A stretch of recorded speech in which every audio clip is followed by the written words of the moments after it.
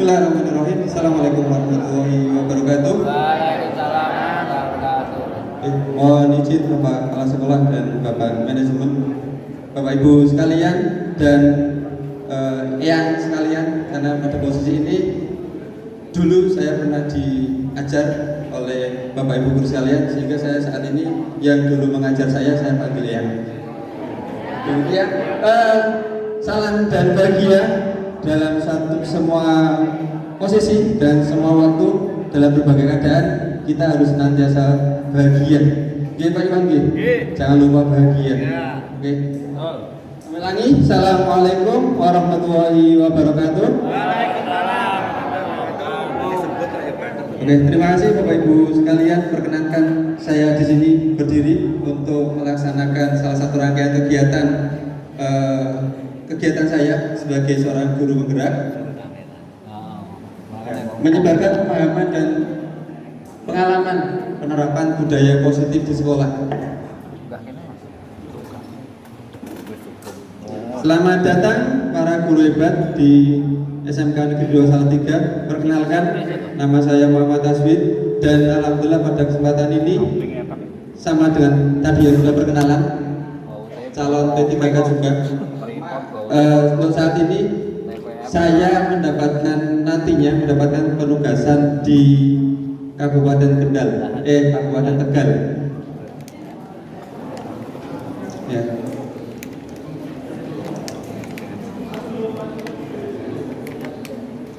Oke, hal ini yang ingin saya sampaikan adalah konsep utama modul budaya positif.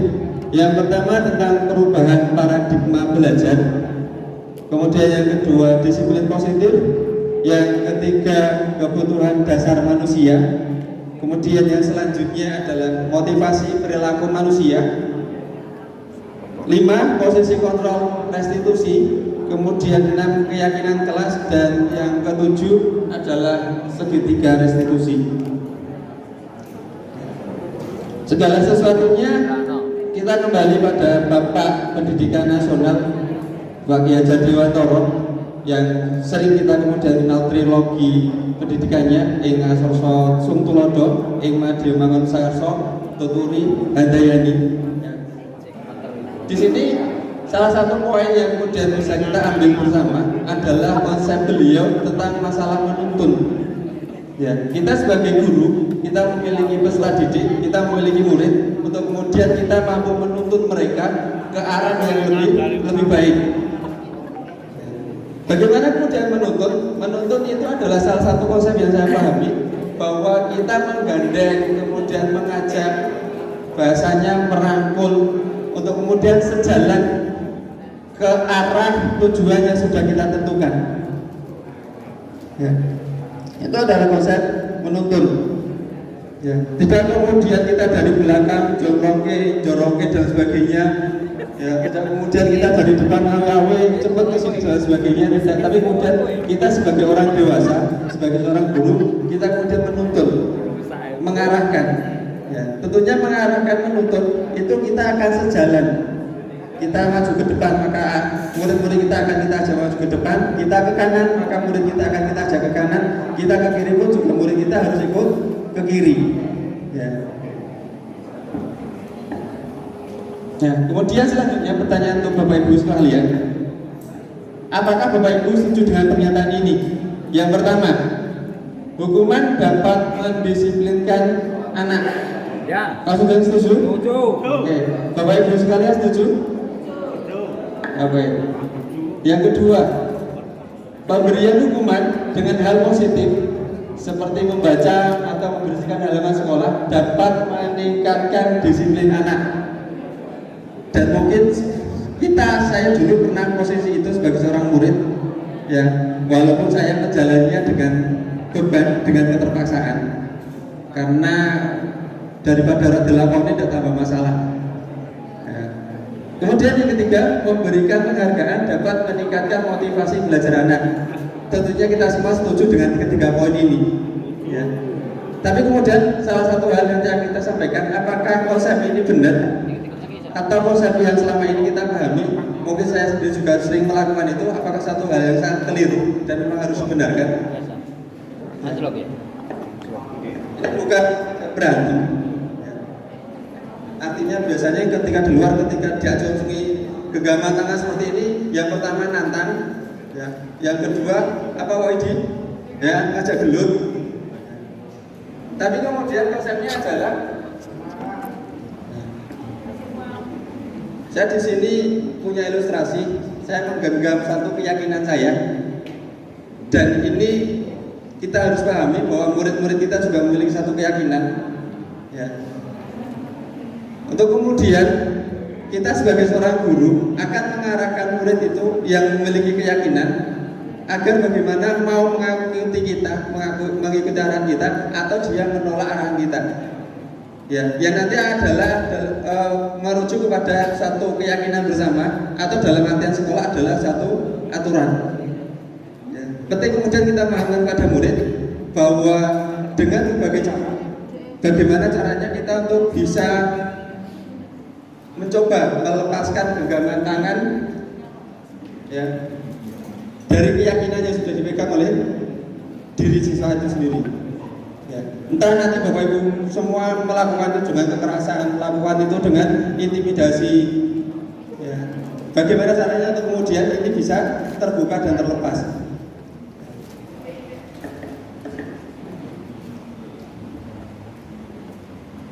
Ya, kemungkinan yang pertama mereka bersedia untuk membuka. Kenapa? Ya, karena mungkin dasi karena paksaan, karena mungkin ewo itu karena guruku saya ngakon dan sebagainya, mereka bersedia untuk membuka. Ya, kemudian yang kedua, siapakah yang sesungguhnya memegang kontrol? Ketika kita memiliki kontrol, kemudian murid juga dia memiliki satu keyakinan yang menutup kepala tangan atau berusaha dengan segala cara untuk membuka kepala tangan muridnya. Jawabannya tentu kita sendiri. Artinya apa? Bahwa satu keyakinan itu kita sendiri yang memegang. Bagaimana kemudian kita meyakinkan pada murid kita bahwa apa yang dia yakini itu satu hal yang baik. Ya, penting kemudian bagi kita memahami karakter murid itu sendiri. Dan alhamdulillah pada tahun pelajaran ini di SMK Negeri 2 Salatiga mendapatkan 600 lebih amanah murid baru dengan karakter baru. Dan saya yakin mereka juga nanti akan memiliki 600 lebih juga pemikiran, dan itu semua menjadi amanah kita bersama Bapak Ibu Guru sekalian untuk kemudian mengemban amanah tersebut, mengajak menuntut mereka ke arah yang mereka yakini bahwa mayoritas dari mereka setelah lulus SMK dari SMK Negeri Salatiga bahwa mereka akan mendapatkan pekerjaan. Ya. Nah, ini kemudian satu hal yang ingin kita pahamkan bersama tentang perubahan paradigma berpikir tentang masalah teori kontrol tersebut, ya, bahwa kita mampu untuk mengontrol murid dan sebagainya. Ya. Yang pertama, ilusi guru mengontrol murid, bahwa kita sebagai seorang guru mampu ataupun memiliki satu posisi untuk kemudian bagaimana mengarahkan murid-murid kita dengan segala paksaan atau dengan arahan atau mungkin dengan ajakan, ya, untuk kemudian murid mau melakukan apa yang kita harapkan. Kemudian yang kedua, ilusi bahwa kritik membuat orang merasa bersalah dapat menguatkan karakter. Ya. Seringkali yang dulu saya lakukan ketika saya menangani satu kasus murid, ya, seringkali kita menyampaikan hal-hal negatif kepada murid. Kita seringkali menyalahkan murid, oh kamu seperti ini, kamu seperti ini, ya. Nanti suatu ketika murid mungkin akan menerima kesalahannya dan mengakui kesalahannya. Tapi di sisi lain yang mungkin saya selama ini kurang pahami, ternyata di situ di satu sisi murid juga akan mungkin memiliki perlawanan yang mungkin secara tidak langsung dia tunjukkan. Ya. Dan saya yakin mungkin sedikit banyak mereka punya dendam. Ya. Kemudian yang ketiga, ilusi bahwa semua penguatan positif, efektif, dan bermanfaat itu satu ilusi. Ya, bahwa kemudian dengan arahan positif, dengan sugesti positif itu dapat membentuk karakter murid. Itu tidak mungkin bisa jadi benar, juga bisa jadi salah. Benar di mana? Mungkin secara instan itu bisa membentuk karakter murid, tapi secara jangka panjang itu akan menjadikan murid ketergantungan. Mungkin selama ini kita terbiasa menyanjung murid, kamu pintar, kamu cantik, kamu hebat dan sebagainya. Ketika murid itu tidak mendapatkan sanjungan, mendapatkan pujian, mungkin dia akan caper, istilahnya seperti itu. Akan mencari-cari, oh kok saya sudah tidak lagi diperhatikan seperti dulu. Ya. Sehingga bagaimana kemudian yang terpenting adalah bagaimana kita menanamkan satu keyakinan pada diri murid, ya, satu pemahaman pada anak didik kita, yaitu berupa motivasi intrinsik, motivasi yang muncul dari dalam dirinya sendiri. Itu yang kemudian harus kita bisa bangun dan bisa gali, ya, sehingga anak melakukan segala sesuatu memang karena kesadarannya, memang karena merasa dia butuh. Oh iya, saya perlu untuk melakukan ini. Kenapa toh saya harus mengerjakan tugas? Oh kenapa toh saya harus sekolah? Oh kenapa toh saya tidak boleh membolong, tidak boleh melanggar peraturan? Kita harus mampu menanamkan bahwa segala sesuatunya nanti baik dan buruknya itu akan kembali pada diri murid itu sendiri.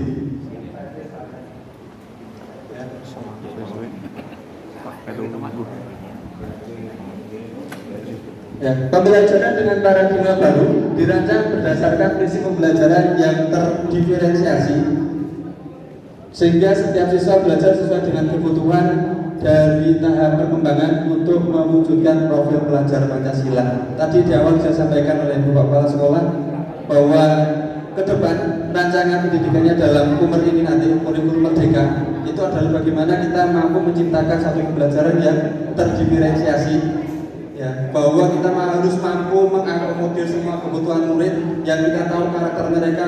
Ketika dalam satu kelas, maka di situ ada kurang lebih 36 kepala, dan kita yakini bahwa di situ juga nanti akan ada 36 karakter yang masing-masing pasti akan memiliki tingkat kebutuhan yang berbeda, sistem belajar yang berbeda.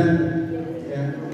Ada yang kemudian auditory, ada yang kemudian visual, kinestetik dan sebagainya. Kita harus mampu untuk kemudian merancang satu pola pembelajaran agar dapat mengcover itu semua.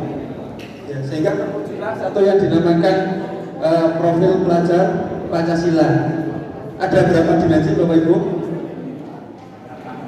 6. Ada 6. Ya, beriman bertakwa pada Tuhan Yang Maha Esa, mandiri, bernalar kritis, berkebidanan global, bergotong royong dan kreatif. Ya. Kemudian yang kedua tentang masalah disiplin positif. Ya.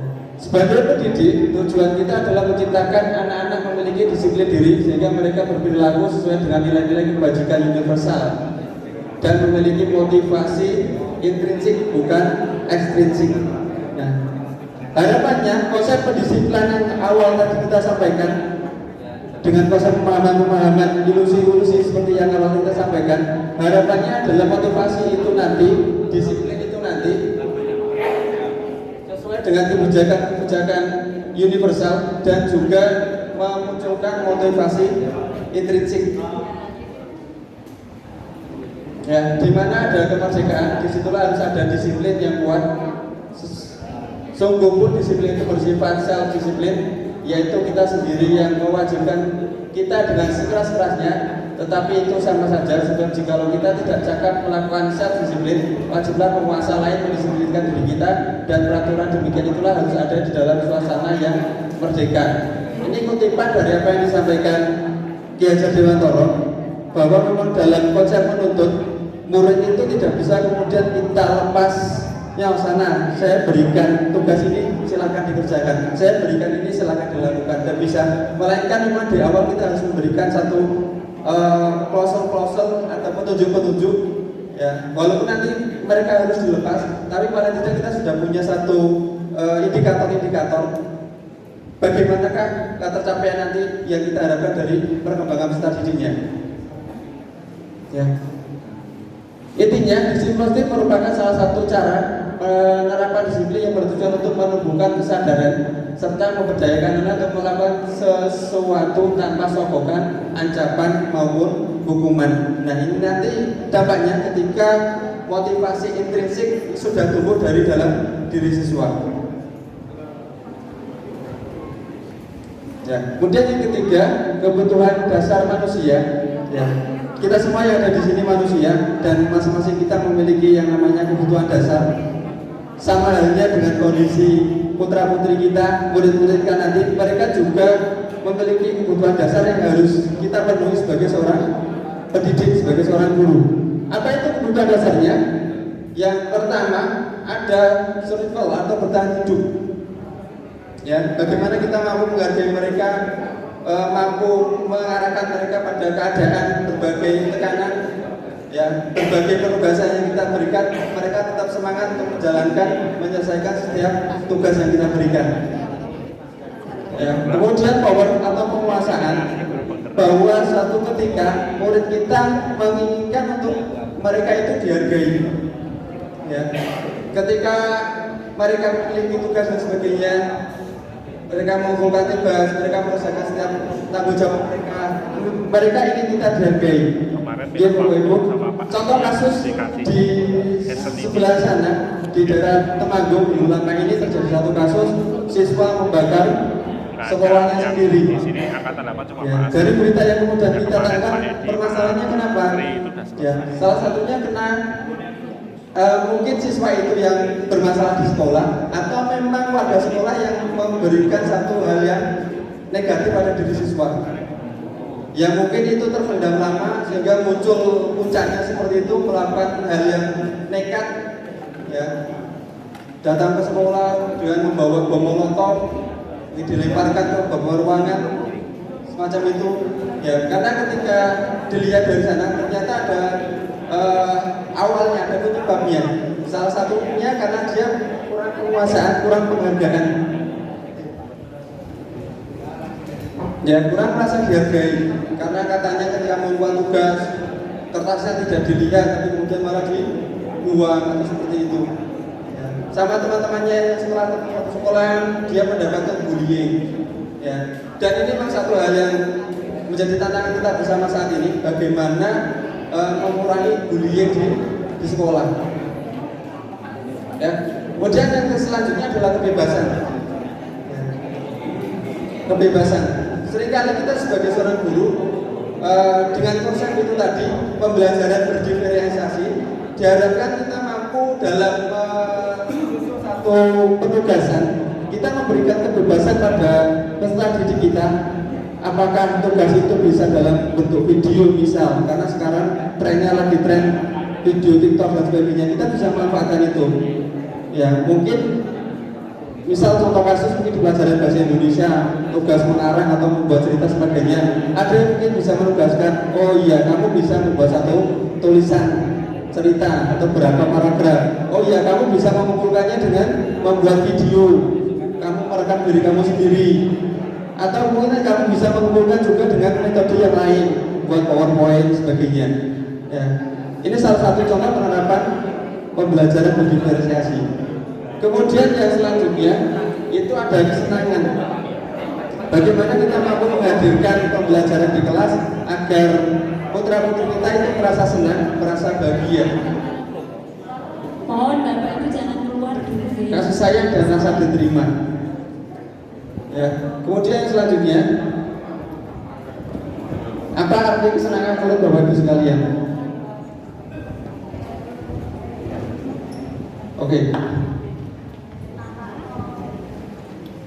Satu hal yang sederhana bisa diperhatikan di slide di depan. Ini ada gambar obeng, maunya dicorek, kemudian tambah K, ditambah uang.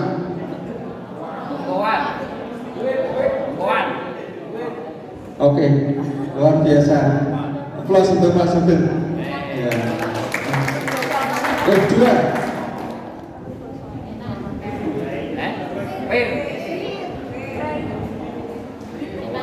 Yes, luar biasa. Selanjutnya.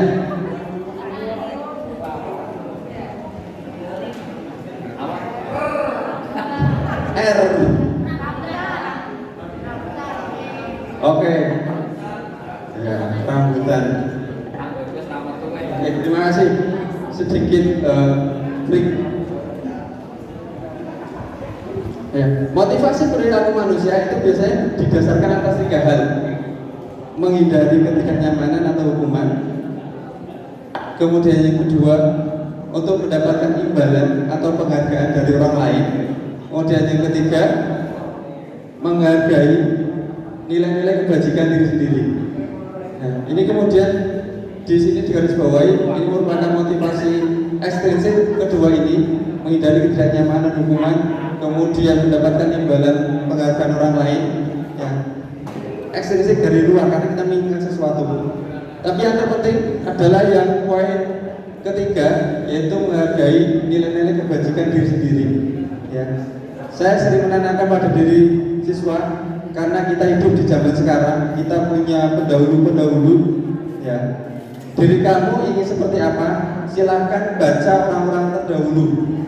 Ya, orang-orang terdahulu kita punya yang namanya Nabi Musa. Di zaman dahulu kita kenal dengan namanya Fir'aun. Dua manusia yang hidup di satu periode yang sama. Tapi akhirnya cerita sekarang kita dengar satu sisi Nabi Musa dengan cerita yang baik, kemudian di sisi lain si Fir'aun dengan cerita yang buruk, yang jelek. Nah, saya tanamkan pada peserta didik saya, kamu nanti suatu ketika pasti akan berakhir, tinggal sejarah. Apakah sejarah diri kamu nanti akan menjadi satu sejarah yang baik, cerita yang baik, atau justru sebaliknya? Tentunya saya mengharapkan saya sendiri dan kita semua menjadi satu sejarah. Ceritanya adalah cerita yang baik. Ya. Konsep disiplin dengan identitas gagal, hukuman, kemudian penghargaan. Ini untuk yang kenapa mudah dikatakan gagal? Ya, karena hukuman tadi ini menyakitkan, tidak nyaman, murid merasa takut, bersifat memaksa. Penghargaan tidak efektif, merusak hubungan, nanti akan menimbulkan sifat iri, merampas hak menghargai diri sendiri. Kemudian konsep disiplin dengan identitas yang berhasil adalah konsekuensi. Kemudian yang kedua adalah restitusi. Tapi dari pembelajarannya saya dapatkan yang paling baik untuk kita terapkan adalah yang restitusi. Ya. Fokus pada pemecahan jangka panjang, kemudian murid mengobati dirinya sendiri dan orang lain. Teori kontrol dirinya sebagai pemegang kontrol atau pemegang kendali. Murid bersemangat memperbaiki kesalahan. Ya. Konsep disiplin pendekatan restitusi. Nah, pengertian restitusi, mohon izin untuk kita agak percepat, nanti bisa di googling. Kemudian ciri restitusi bukan untuk menebus kesalahan, namun untuk belajar dari kesalahan. Bagaimana ketika kita menghadapi satu murid yang bermasalah, ya, kita mampu untuk kemudian mengajak mereka menyadari kesalahannya, bahwa apa yang dia lakukan salah dan bagaimana konsekuensi apa yang harus dia lakukan untuk memperbaiki kesalahannya. Ya, tawaran bukan paksaan. Restitusi menuntut untuk melihat ke dalam diri. Ya. Kemudian yang terakhir, restitusi mengembalikan murid yang bermasalah pada kelompoknya.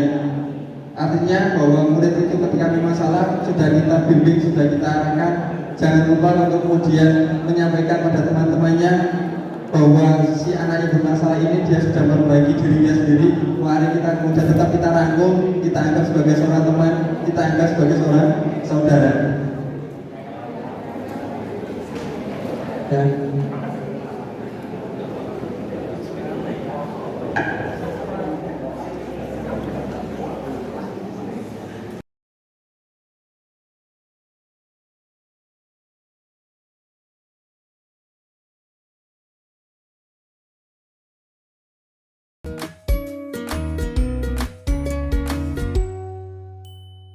Salam bahagia Ibu dan Bapak guru hebat.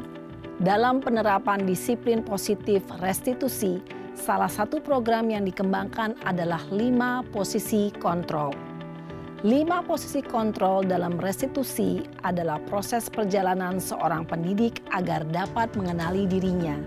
Pada video kali ini, kita akan membahas tentang 5 posisi kontrol yang dikembangkan oleh Diane Gosson dan contoh penerapannya.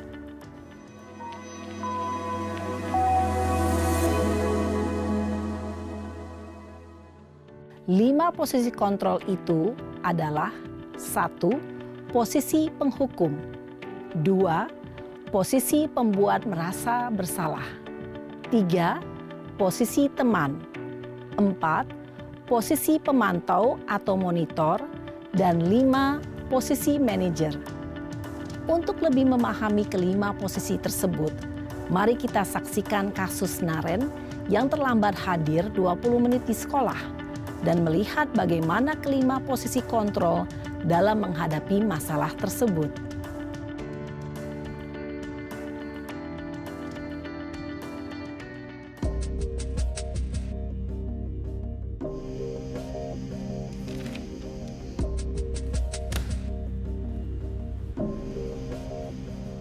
Naren! Sini kamu! Selamat pagi, Bu. Selalu terlambat. Kamu deh, pasti terlambat. Maaf, Bu. Saya... Apa? Apa coba? Alasan kamu apa lagi? Kapan sih kamu tidak terlambat? Malas sekali ya kamu jadi anak. Saya... Dasar pemalas. Gak kapok-kapok sih kamu. Sudah berapa kali terlambat? Sana, kamu keliling lapangan basket 2 kali. Kenapa saya harus keliling lapangan basket, Bu? Kenapa? Kamu mau lawan ibu? Berani-beraninya jawab. Sudah terlambat, masih berani jawab pula. Sekarang, keliling lapangan basket 5 kali sekalian. Biar kapok. Cepat. Pergi sana ke lapangan basket. Posisi penghukum biasanya berbicara dengan nada tinggi, menghardik, menunjuk-nunjuk, menyakiti, dan menyindir. Hukuman bisa berupa fisik maupun psikis. Ibu dan bapak guru hebat. Dampak yang terjadi pada murid ketika guru berada pada posisi penghukum adalah murid cenderung akan memberontak, bahkan menyimpan dendam.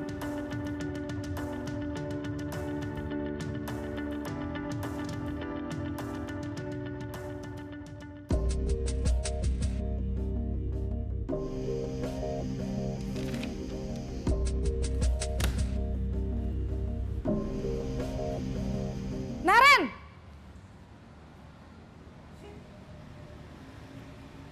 Selamat pagi, Bu. Naren. Kamu kenapa terlambat lagi, Nak?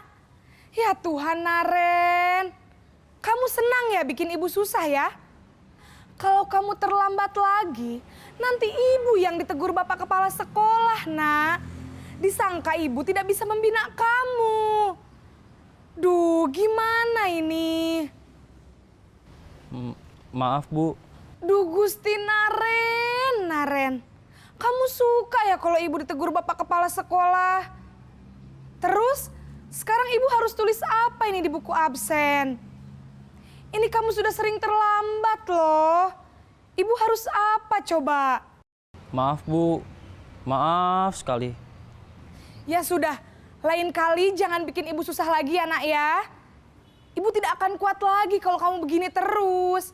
Bisa jantungan kalau ibu ditegur bapak kepala sekolah. Sana cepat ke kelas. Maaf ya, Bu. Maaf sekali. Posisi pembuat rasa bersalah berbicara dengan nada tenang, cenderung lembut. Namun kata-kata yang diutarakan membuat murid merasa menjadi orang yang gagal. Memandang buruk dirinya sendiri, merasa tidak berharga, dan tidak sanggup membahagiakan orang lain. Ketika guru mengambil posisi pembuat rasa bersalah, murid akan menganggap dirinya yang bersalah dan ia akan menyimpan emosi negatif tersebut di dalam dirinya.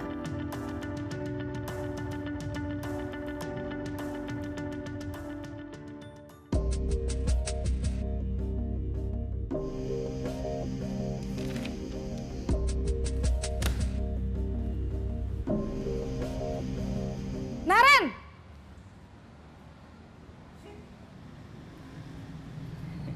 Selamat pagi, Bu. Wah, sudah jam berapa ini, Nak? Terlambat lagi ya, sayang? Iya, Bu. Habis Ibu saya lupa bangunkan saya, Bu.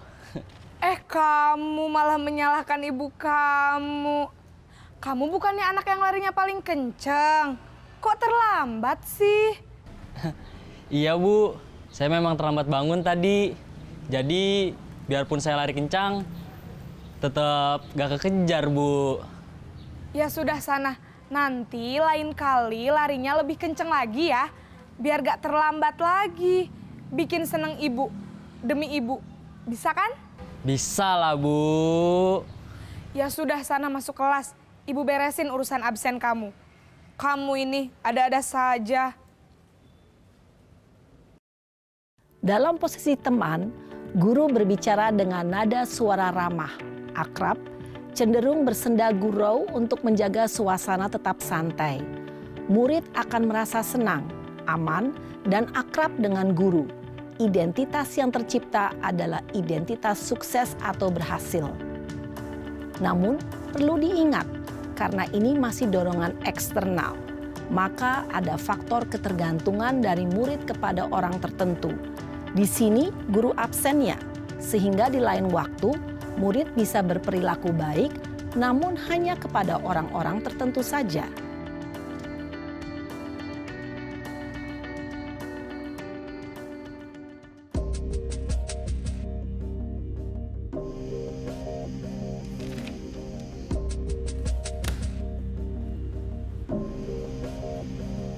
Naren!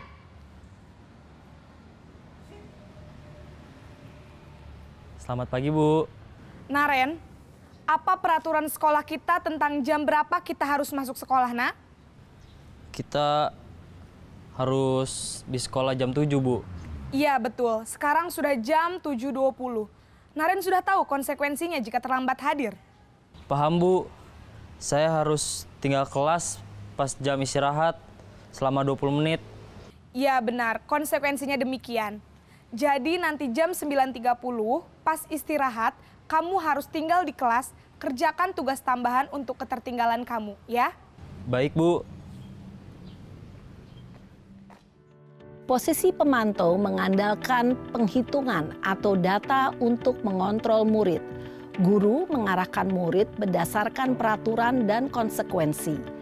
Seorang pemantau menunjukkan bahasa tubuh dan ekspresi wajah yang datar dan cenderung formal.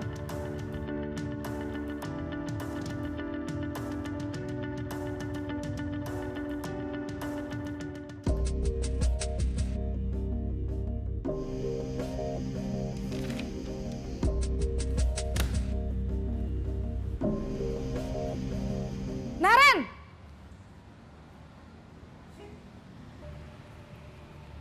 Selamat pagi, Bu. Selamat pagi, Naren. Maaf, Bu. Saya terlambat. Iya, sekolah masuknya jam 7, sekarang sudah jam 7.20. Jadi sekarang bagaimana ini, Naren? Maaf, Bu. Saya lupa setel alarm saya semalam. Baiklah, menurut kamu, keyakinan sekolah yang mana yang perlu kamu tingkatkan? Menghargai diri sendiri dan orang lain mungkin ya, Bu. Setuju. Jadi, apakah Naren meyakini prinsip saling menghormati tersebut? Iya, Bu. Saya meyakininya. Apakah Naren bersedia memperbaiki masalah keterlambatan ini? Bersedia, Bu. Bagaimana kamu akan perbaiki masalah keterlambatan ini? Saya akan coba untuk tidak lupa menyetel alarm saya, Bu.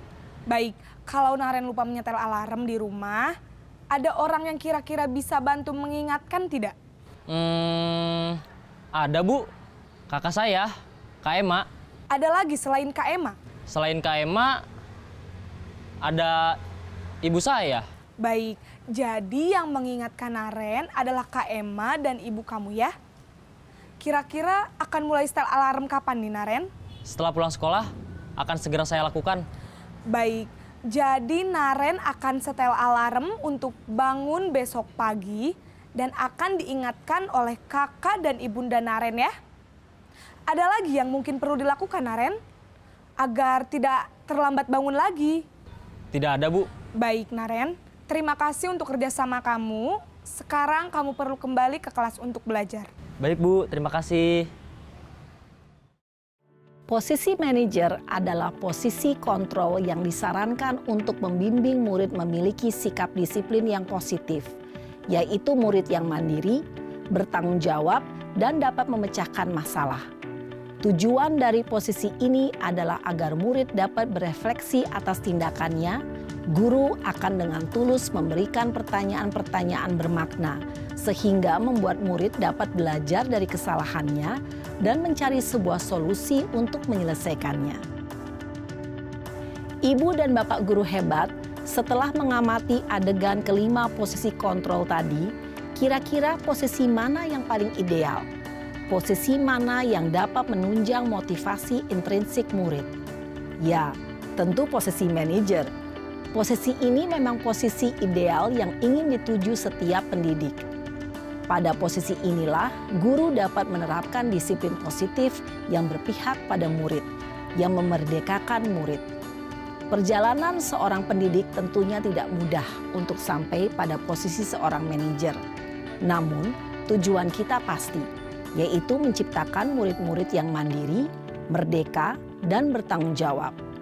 Semoga penggambaran 5 posisi kontrol yang telah diperlihatkan ini dapat menjadi ajang refleksi bagi kita semua, agar dapat terus mengasah dan menerapkan disiplin positif yang memerdekakan murid. Mari terus berlatih dan bersemangat. Selamat menerapkan. Salam dan bahagia, Ibu dan Bapak guru hebat.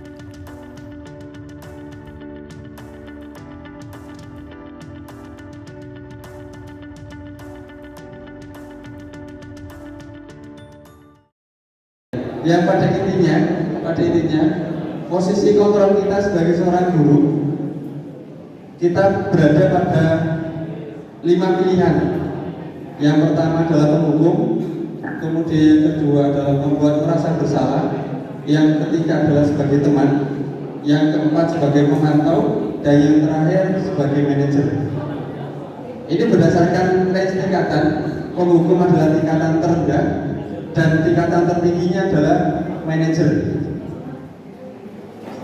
Penghukum biasanya kita melakukan seperti bagaimana yang sering kita lihat dari sosok Pak Sugeng, ya, ketika berhadapan dengan murid, ya, biasanya dengan nada tinggi, ya, dengan menyalah-nyalahkan, ya, apa kamu terlambat dan sebagainya, ya, besok tidak boleh bukan seperti ini, ya. Kemudian yang paling baik itu adalah posisi kita sebagai seorang manajer, ya, kita ajak bicara dengan baik, ya, mungkin ini teman-teman BK jauh lebih memahami psikologi penanganan kasus harus seperti apa, ya. Dimohon izin Mas.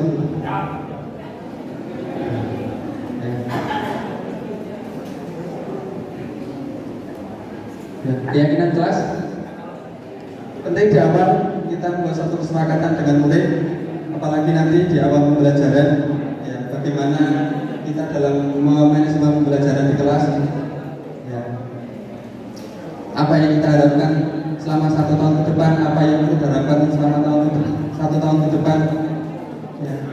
Ini mari kita nanti diskusikan bersama-sama di awal pembelajaran, di awal pertemuan dengan murid-murid kita, sehingga nanti ke depan apa yang kita harapkan bisa terwujud terhadap diri murid. Ya, ini sebagaimana yang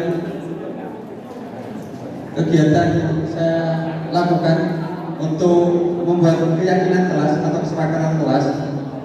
Ya, tahapannya adalah berdiskusi tentang peraturan. Ya, bahwa di sekolah kita punya peraturan, di kelas kita berusaha untuk membuat satu, namanya bukan peraturan, tapi kesepakatan.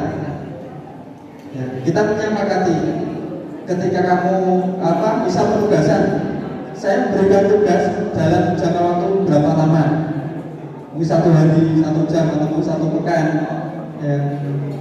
Dan ketika tidak terpenuhi waktunya, nanti kamu harus seperti apa, kamu harus bagaimana. Kemudian contoh yang lainnya sudah saya terapkan, ketika nanti tidur di kelas, maka harus mandi. Ya. Saya sering mendapatkan proses seperti itu karena jam produktif, apalagi kelas 10 banyak di kelas jam 7 sampai jam setengah 4, ya, mereka sudah menjelang siang atau menjelang sore banyak yang tertidur, akhirnya saya dekati, ya, saya coba aja diskusi. Kamu tadi dengar nggak yang Bapak sampaikan 1 menit yang lalu atau 10 menit sedikit yang lalu? Ketika dia bingung, berarti kamu masih tidur. Mereka akan langsung paham, oh ya Pak, izin ke belakang mandi. Ya, akhirnya mereka melaksanakan kesepakatan kita bersama. Kemudian yang kedua, merumuskan peraturan menjadi satu keyakinan. Artinya apa? Dalam membentuk kesepakatan ini bukan kita yang kemudian menentukan peraturan saya harus seperti ini, bukan, tapi kita berkolaborasi dengan murid. Ya, guru berkolaborasi dengan murid. Silakan mereka maunya seperti apa agar pembelajaran itu tetap nyaman dan menyenangkan. Baik dari kita sebagai seorang guru, terlebih bagi peserta didik kita. Ya. Dan apalagi dalam konsep IKM ini nanti yang merdeka belajar bukan berarti kita memerdeka sepenuhnya mereka bebas untuk apapun, tidak. Tapi salah satu halnya adalah semacam ini, kebebasan mereka dalam melaksanakan kegiatan di kelas seperti apa. Mereka bebas untuk menyampaikan pendapat. Ya. Artinya pendapat yang disampaikan murid ini nanti kita sebagai guru juga memegang kontrol apakah kita akan menyetujui atau menolak. Ya. Misal dulu pada saat saya melakukan ini ada murid menyampaikan, Pak boleh makan. Ya. Ketika kita mengacu pada konsep merdeka belajar yang letterlek ataupun apa adanya, boleh karena merdeka bebas. Tapi keyakinan kita bersama bahwa makan di dalam satu kesempatan kelas itu tidak dibenarkan secara adat atau secara kesopan santunan. Kalau minum masih saya bolehkan, tapi kalau makan tidak. Contoh-contoh semacam itu. Nah, bagaimana membentuk keyakinan kelas? Yang pertama lebih terperinci dari aturan, ya. Karena sekolah kita sudah memiliki aturan yang sangat luar biasa. Dan di kelas, mari kita coba untuk membuat kalimat-kalimat yang lebih sederhana, berupa pernyataan yang sederhana, dibuat dalam bentuk kalimat positif, sedikit saja agar mudah diingat, jadi jangan banyak-banyak, ya. Sesuai dengan kondisi di kelas dan sekolah agar mudah diterapkan, ya. Semua warga kelas atau sekolah dilibatkan saat membuat peraturan. Contoh yang dulu pernah saya alami adalah saya masih sering melihat, karena kebetulan di background divisinan itu ruang gurunya menghadap jalan persis. Sering masih kita temukan murid-murid kita itu keluar masuk, datang atau pulang sekolah masih mengenakan gerbang. Padahal secara peraturan sekolah itu menjadi suatu hal yang dilarang, ya, terlarang. Artinya apa? Ketika pulang ataupun berangkat tetap harus menggunakan seragam pada hari itu. Baru setelah melaksanakan kegiatan praktek di bengkel, mereka berganti dengan gerbang. Ini satu keyakinan kita bersama karena menjadi peraturan sekolah. Tapi kemudian kita amati, saya lihat itu seperti itu. Akhirnya saya membuat satu keyakinan bersama dengan murid-murid bahwa terutama saat pulang saya apalkan dulu. Dan mereka tetap harus mengganti gerbangnya dengan seragam. Suatu ketika misalnya situasi karena kondisi, karena hujan dan sebagainya, Pak izin tetap pakai gerbang, tidak apa-apa. Karena kondisinya hujan. Dan misal di hari Senin, besoknya mungkin celananya masih harus pakai, ya udah tidak apa-apa. Tapi secara prinsip, ya kita harus buat satu kesepakatan bersama antara kita sebagai guru dan peserta didik kita. Ya, segitiga restitusi. Beberapa tahapan yang kemudian bisa dilakukan. Yang pertama adalah menstabilkan identitas. Kemudian yang kedua adalah validasi tindakan. Kemudian yang selanjutnya adalah menanyakan keyakinan. Ini contoh penerapan segitiga restitusi. Di awal ketika murid kita bermasalah, kita ketemu dengan murid yang bermasalah, kita menanyakan kenapa kok kamu berbuat demikian, apa yang kamu lakukan itu benar apa salah. Kalau memang itu salah, berarti bagaimana caramu untuk memperbaiki itu. Ya. Kemudian kita melakukan satu semacam kontrak politik dengan murid. Kamu berjanji tidak, kamu bersedia tidak untuk ke depan kamu bisa lebih baik, mengajak teman-temanmu untuk lebih baik. Ini contoh penerapan segitiga restitusi.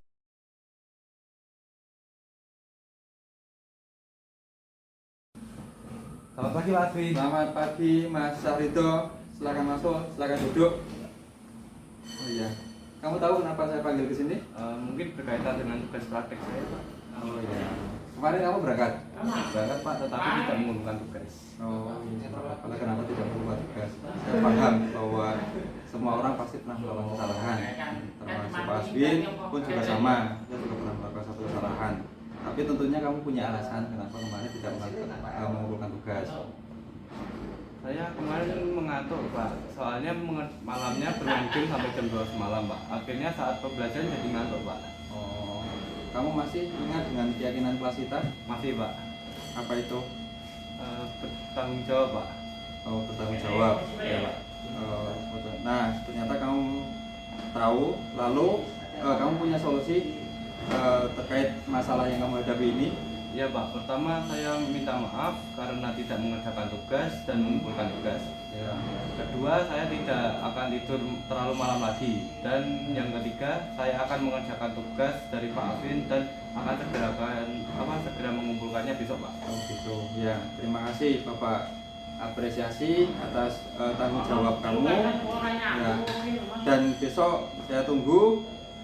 Kamu harus mengerjakan tugasmu dan segera dikumpulkan karena juga kaitannya dengan nilai-nilai yang harus kamu selesaikan di pembelajaran semester ini, begitu ya? Ya, Pak. Agar nanti saat kenaikan kelas kamu tidak terkendala masalah nilai. Oke, itu terima kasih. Sekarang kamu sudah paham ya, dan silakan bisa kembali lagi istirahat. Terima kasih Pak. Oke, sama-sama. Ya.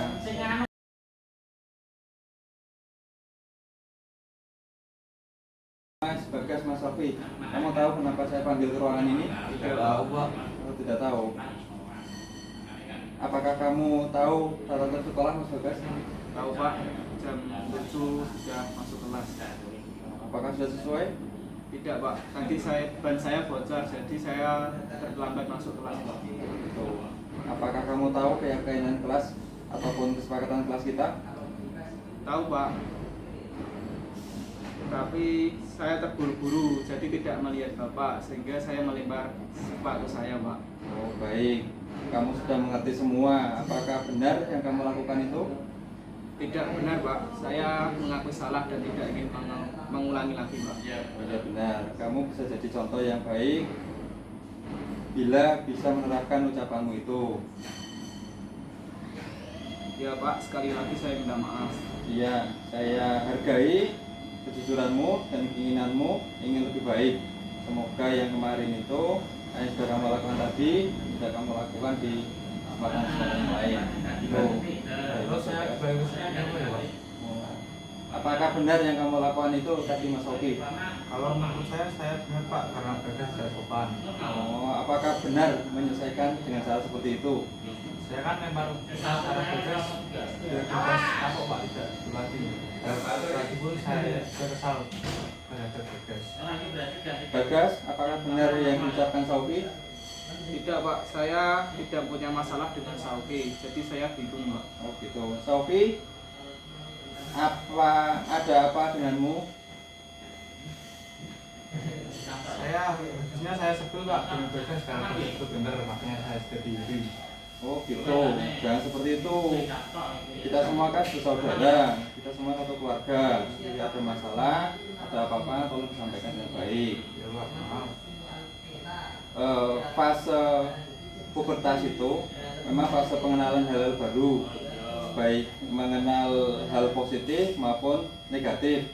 Bapak harap kalian berdua mempunyai filter atau bisa menahan diri memilah mana yang baik untuk dilakukan, mana yang tidak baik dilakukan. Walaupun itu dalam bingkai mungkin guyonan, mungkin bercandaan, karena sering saya yakin di kelas kalian berdua sama-sama gojekan, tapi kan suatu ketika kita tidak tahu, mungkin perasaan hati Bagas sedang galau, mungkin ada di rumah ada masalah, atau mungkin berarti putus pacarnya, gitu kan. Hal macam itu mungkin bisa terjadi. Ya. Ya Pak. Bagaimana perasaan kalian sekarang? Perasaan saya lega Pak. Setelah mengeluarkan isi hati saya minta maaf ya Pak. Saya juga minta maaf pada Bagas. Ya, oke, saya juga minta maaf jika saya punya salah pada kamu. Iya, sama-sama. Ya sama-sama Bagas, saya juga minta maaf ya atas kelalaian saya. Seperti itu.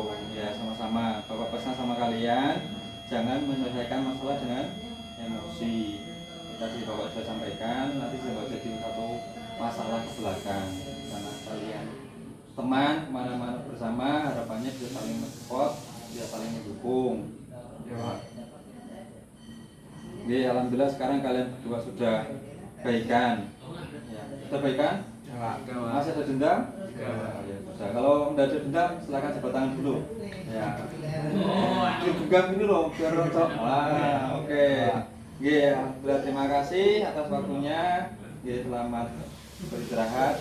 Ya, terus ngakur, semuanya dibersihkan. Terima kasih. Alhamdulillah. Oke, makasih ya. Oke.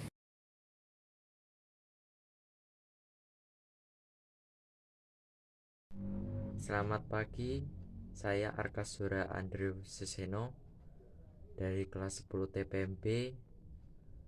Perasaan saya diajarkan oleh Pak Aswin adalah senang, gembira, menjadi termotivasi karena setiap hari Pak Aswin menekankan kepada anak muridnya, anak didiknya untuk memberikan satu motivasi setiap pembelajaran.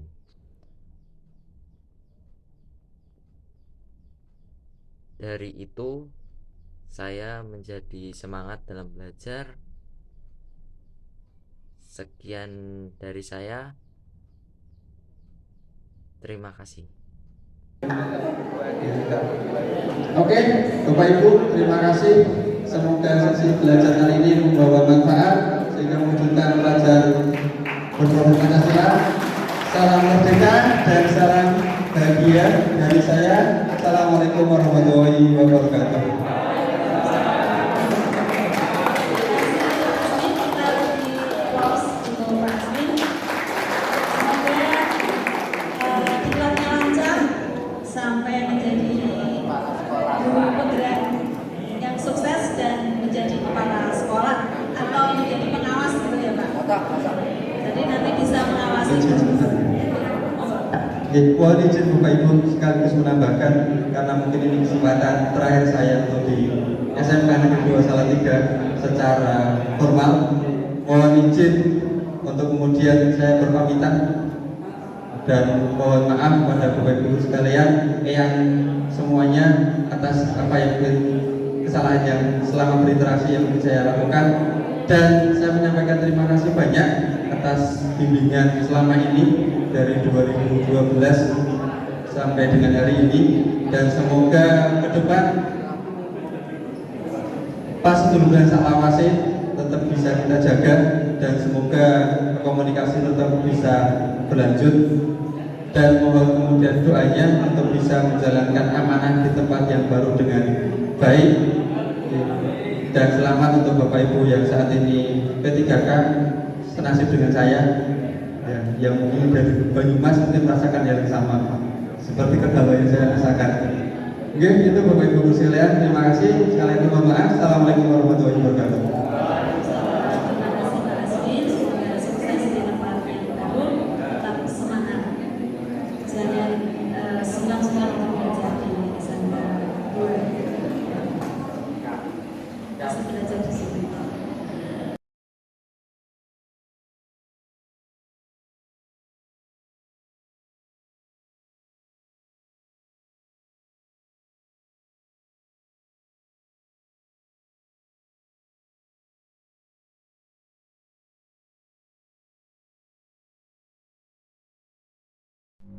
Selamat pagi, saya Arkasura Andrew Seseno dari kelas 10 TPMP. Perasaan saya diajarkan oleh Pak Aswin adalah senang, gembira, menjadi termotivasi karena setiap hari Pak Aswin menekankan kepada anak muridnya, anak didiknya untuk memberikan satu motivasi setiap pembelajaran.